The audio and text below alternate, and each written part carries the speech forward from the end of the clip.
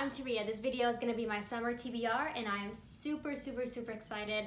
I have like 20 books or so on this list and I'm just going to hop right in. I'm going to start with the most popular ones, I guess. So first I plan to read People We Meet on Vacation and Book Lovers and Beach Read, and I think I'm going to do a vlog for that one. So if I have it uploaded, I will go ahead and just link it somewhere. But I'm really excited to read something by Miss Emily Henry. I hear nothing but good things about her books, and I expect a 5-star read in that video. And I'm gonna be upset if that's not what I get. The next book I hope to read is Heartbones by Colleen Hoover. So I read my first Colleen Hoover in March or April and it just broke my soul. It Ends With Us.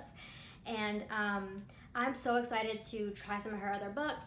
I hear really positive things about Heartbones, and then I was watching Steph Borer's video and she said that this one takes place on a beach house. Okay, so it looks like the main character is forced to live somewhere else after, I guess, one of her parents dies. So she's gonna be in Texas with her father. Okay, so it takes place in Texas. That's great. I need to read more books that take place in Texas. And then let's see, she meets someone named Samson. Okay, he comes from a family of wealth and privilege, but one thing they do have in common is they're both drawn to sad things. Next, I have Reckless Girls. This one is a thriller by Rachel Hawkins. I read The Wife Upstairs early last year, and I thought that it was pretty good. This one is a thriller that takes place, it says, 1 island, 6 visitors, countless secrets. And so far, it takes place in Hawaii, but I think they're gonna end up somewhere else. And I have no idea any of the tropes about this. I guess just like people being picked off one by one. And Gabby Reed said that she had a fun time with it. She didn't rate it very high, but she said it was fun. And you know what? That's all I can really ask for, especially like a little short thriller. Just as long as it's quick and I can have fun and it gives me those summery vibes, then I'm into it. So earlier last month, I read The Unhoneymooners. And one that's compared to The Unhoneymooners a lot is Shipped by Angie Hockman, and I think it's also compared to The Hating Game as well, because it's like, I guess those two, yeah, it says The Unhoneymooners meets The Hating Game. I guess it's two co-workers, they don't like each other, but they have to go on like a work vacation or something. Oh, okay, so it looks like they've actually never met in person. You know what, I hope that this one has a good amount of smut because The Unhoneymooners didn't, and that was disappointing. But that book was just kind of disappointing to me in general. But yeah, this one seems really fun. It takes place on the Galapagos Islands. How fun. Next, I have The Summer Wives. This is by Beatrice Williams. This is a historical fiction, and I've had this on my physical TBR for like 2 years, so I have to read it at some point, so I better go ahead. It says The Summer Wives, so I have to read it in the summer. And let's see what it's about. Okay, so it looks like it's gonna be like 2 timelines, one in 1951, one in 1969, and she's become an actress now. A murder, okay, I'm giving it away. Historical fiction is one of my most favorite genres, but this past year, none of the historical fictions that I've been reading have been anything that I've rated very highly. In fact, I DNF'd the historical fiction last month. So the next book I could have sworn came out a long ass time ago, but I guess it only came out like a few months ago. But it's been getting a lot of positive talk lately. I want to say her name is Carla Espinoza, gave it like 5 stars. Gabby Reeds gave it like 5 stars. Its average on Goodreads is like only a 3.7, but it's called The Roughest Draft by Emily Wimberly and Austin Siegmund Broca. And it says, 3 years ago, Katrina and Nathan were the brightest literary stars on the horizon. They co-wrote books, but for some reason they haven't spoke since. They end up in a tiny Florida town and they are trying to force themselves to write another book. Yeah, for some reason I'm not super excited about this one. I've only have it on my TBR just because it got positive reviews from other people. But hey, if they like it, then I will probably like it. I feel like I have similar tastes to both of those creators. Now for horror, this one is called Fantastic Land, and I was super pulled in by this cover. It's like this eerie looking Ferris wheel. Oh, so it's a theme park, and then a hurricane happens, and then it isolates the park. They're not even able to be rescued until 5 weeks later. Authorities who rescue the survivors encounter a scene of horror. Photos soon emerge online of heads on spikes outside of rides and viscera and human bones littering the gift shop. Oh my god. That sounds incredible. This one's by Mike Bakovin. I've never heard of him before, and I've never heard anyone on BookTube or Bookstagram or anything talk about this book. I think I just saw it while browsing Amazon one day. So I was super pulled in by the cover of Funny You Should Ask. Yeah, so it's been on my TBR, and then I've heard positive things from a few people already, so I'm really eager to read it whenever I get the chance. But let's see. A restless young journalist with big dreams interviews a Hollywood heartthrob, and 10 years later, it's clear that their time together have meant more than meets the eye in this sexy, engrossing adult debut novel. Okay, cool, so it's a debut. It has like dual timelines, it looks like, as well. Girl, so speaking of things getting positive reviews, this book, Every Summer After, has been everywhere. And it just popped up out of nowhere and just stole the scene. An emotional romance, I think, and it's a new release, but it says 6 summers to fall in love, 1 moment to fall apart, a weekend to get it right. And I haven't seen anybody who has given this less than 5 stars. And I already placed the hold for it on my library, so I'll be reading it in a couple of weeks. And I will for sure update you on my thoughts, because I don't like being lied to. I don't like anybody to hype something up and then it just doesn't live up to the hype, even though it's kind of my fault because I let my expectations get that high. But anyway, I'm gonna blame other people just because it's more fun. Another romance I have is called Set on You by Amy Lee, or Amy Leah. Oh my god, descriptions of romance novels could get so random. Like, listen to this. She's a curvy fitness influencer. Great, love it. And his name is Scott. He is a firefighter.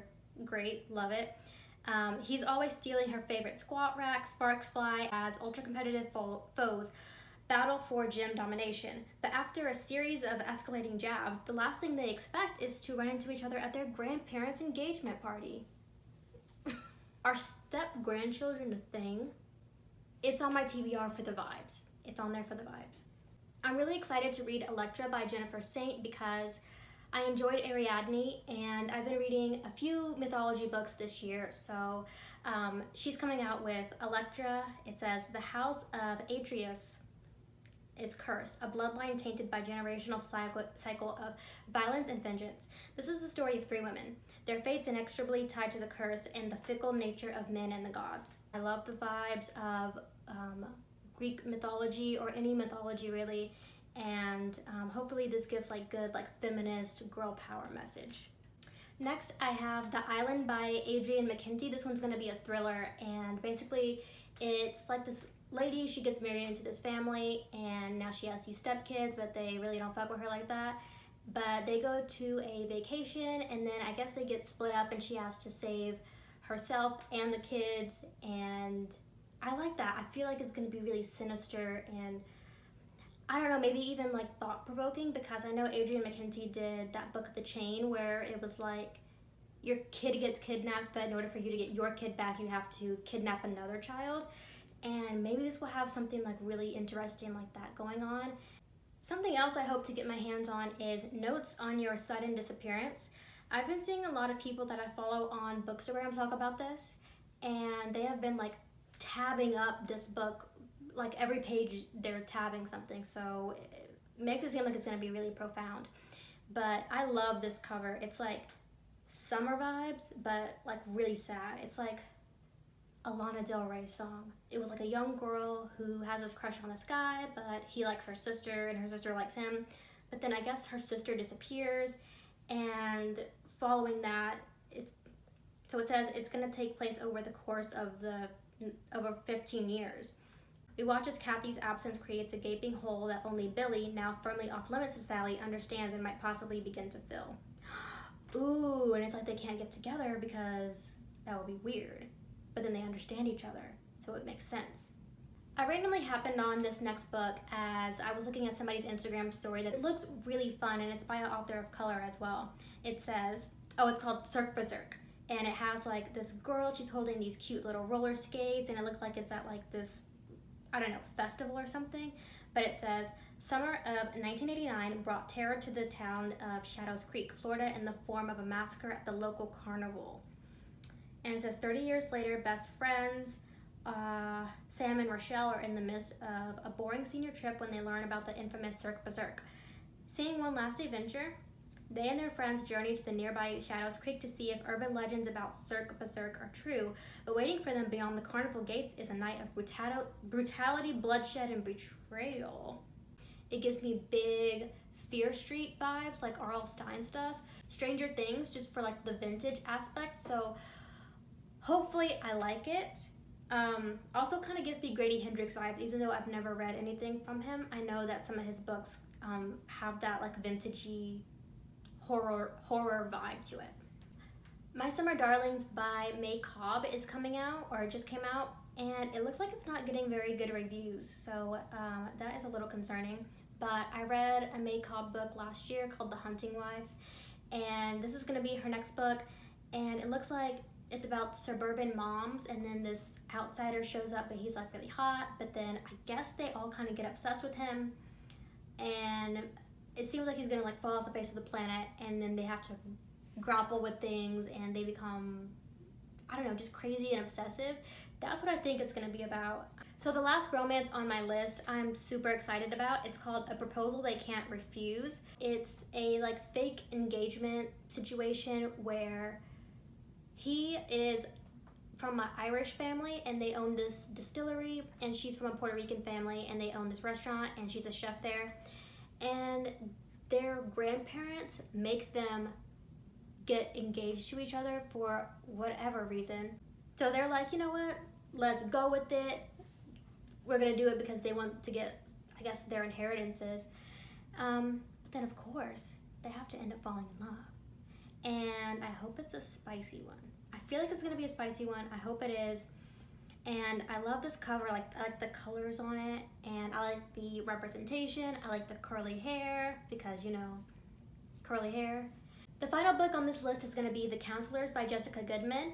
I love this cover. It's a YA thriller, but I read my first YA thriller, no, my second, this year, and I really liked it. It was A Good Girl's Guide to Murder. I read the past month. And this one is giving me like that same type of vibe here, but it says that sisters by choice. That's how Goldie and her best friends Ava and Imogen defined their friendship, which formed years ago at Camp Alpine Lake. This year, Goldie is back at camp as a counselor, desperate for summer to start and for Ava and Imo to arrive. With the dark secret Goldie's been keeping, she's more in need of their comfort than ever. But the boy who broke Goldie's heart turns up dead in the lake this last summer before college is completely upended, and Goldie learns that she's not only the person at camp who has been lying. Oh, she's not the only person at camp who has been lying. Asking questions offers Goldie no answers, only danger and betrayals deeper than she ever imagined. Yep, I need to read this book right now. Anyway, that is everything that's on my TBR for this summer. I hope I get at least halfway through because I always set expectations for myself and fail pretty miserably. But yes, those are the things I want to read. Oh, and also I have a couple others. Ready Player One and Dark Matter. Those I don't think really have summery vibes, but I wanted to read those during July for my birthday month. I want to read only books that I feel like are for sure going to be 5-star reads. So yeah, I'll throw those two in as well. But thank you so much for watching this video, and I hope you enjoyed it. If you did, you can leave a comment. Let me know what book you're excited to read this summer, and you can subscribe if you want. You can thumbs up the video, that would be great. But yeah, you guys take care.